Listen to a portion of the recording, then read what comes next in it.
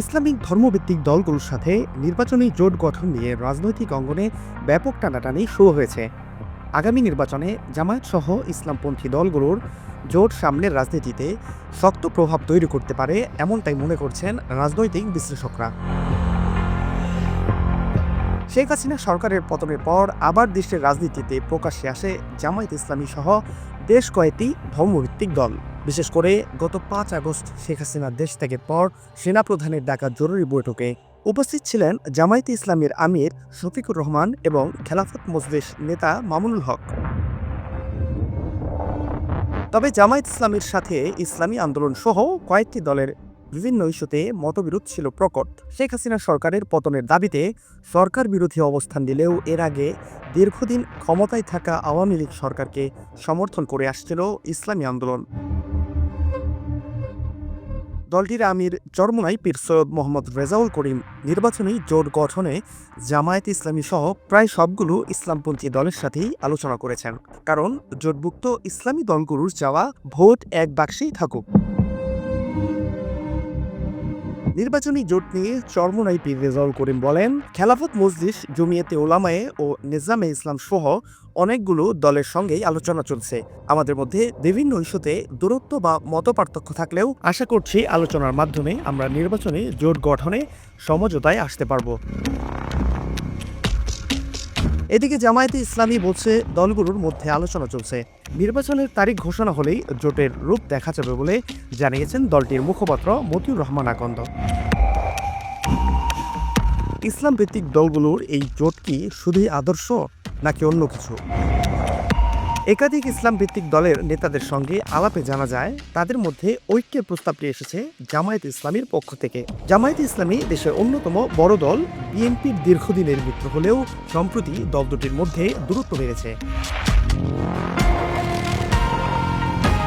বিশেষ করে ডক্টর মোহাম্মদ ইউনূসের নেতৃত্বে অন্তর্বর্তী সরকার গঠনের পর বিএনপি দ্রুত নির্বাচন দাবি করলেও জামায়াতের অবস্থান ছিল ভিন্ন, যা বিএনপি নেতাদের ক্ষুব্ধ করেছে।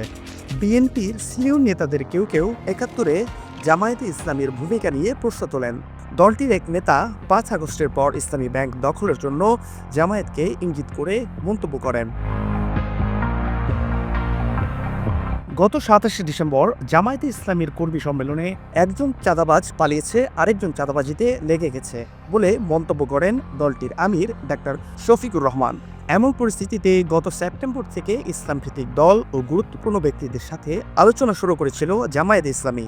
ইসলাম ভিত্তিক দলগুলোকে একত্রিত করে ভোটের রাজনীতিতে শক্ত অবস্থান তৈরির লক্ষ্যে জামায়াত ইসলামীর নতুন কৌশল বলে মনে করছেন অনেকেই। এ বিষয়ে জামায়াতের মুখপাত্র মতিউর রহমান আকন্দ জানান, জামায়াত ও ইসলামী আন্দোলনের আমিরের সাথে মতবিনিময় ও আলোচনা হয়েছে। নির্বাচনের আগেই ঐক্যের মাধ্যমে সমঝোতা ও শক্তিশালী জোট গঠন হবে বলে জানায় মতিউর রহমান। এদিকে ইসলামপন্থী দলগুলোকে সাথে নিয়ে বিএনপি জামায়াতের জোটের রশি টানাটানির মধ্যেই সরকারের ঘনিষ্ঠ বৈষম্য বিরোধী ছাত্র আন্দোলন ও তাদের সমর্থিত নাগরিক কমিটি একটি রাজনৈতিক দল গঠনের প্রক্রিয়া শুরু করেছে।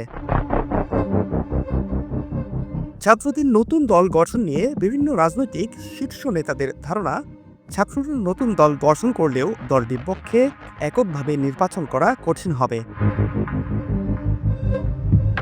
রাজনৈতিক বিশ্লেষকরা বলছেন, বিএনপি জোট করতে আগ্রহী না হলে জামায়াতের নেতৃত্বে ইসলামী দলগুলোর জোটে ছাত্রদের সম্ভাব্য দলের নির্বাচনী ঐক্যের প্রবল সম্ভাবনা রয়েছে।